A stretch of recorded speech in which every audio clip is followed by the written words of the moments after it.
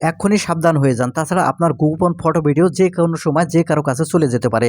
দেখুন আমি আপনি শুরু করে আমাদের অনেকেরই পার্সোনাল কিছু ফটো ভিডিও থাকে, যেগুলো তোলার পরে বা সংগ্রহ করার পরে কিছুদিন পরে সেগুলো আমরা ডিলিটও করে ফেলি।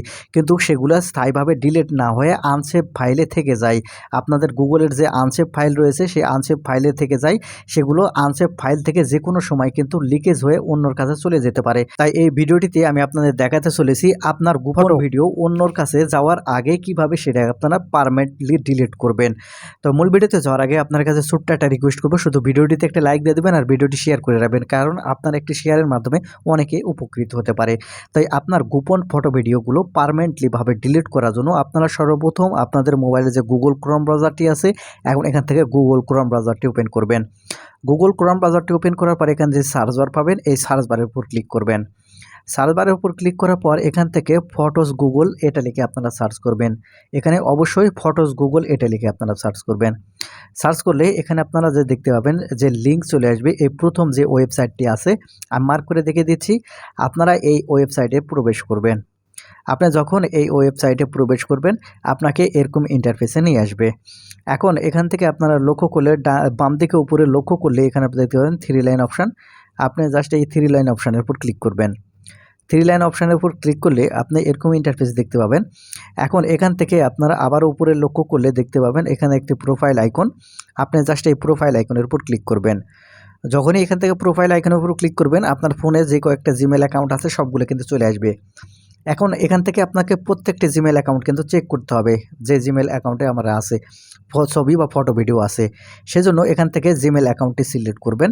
আমি একটি দিয়ে আপনাদের দেখিয়ে দিচ্ছি, আপনারা বাদবাকিগুলো সব করে নেবেন যতগুলো জিমেল থাকবে। তারপরে এখান থেকে জিমেলটি সিলেক্ট করা হয়ে গেলে আবার উপরে 3 লাইন অপশানে ক্লিক করবেন। ক্লিক করার পর নিচের দিকে চলে আসবেন। এখন নিচের দিকে আসলে এখানে আপনারা সেটিংস অপশান দেখতে পাবেন। আপনি জাস্ট এখান থেকে সেটিংস অপশানের উপর ক্লিক করবেন।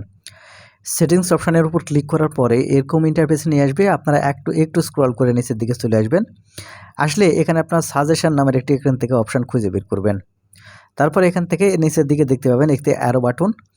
আপনি এই সাজেশনের এই ডান দিকে যে অ্যারো বাটনটি আছে এখান থেকে অ্যারো বাটনের উপর ক্লিক করে নিচে অপশানে আসবেন। নিচে এই অপশানে আসলে এখানে আপনারা আনসেভ অপশান দেখতে পাবেন। আনসেভের ডান দিকে ভিউ অপশান আছে, এখান থেকে ভিউ এই অপশানটি ওপেন করতে হবে আপনাকে।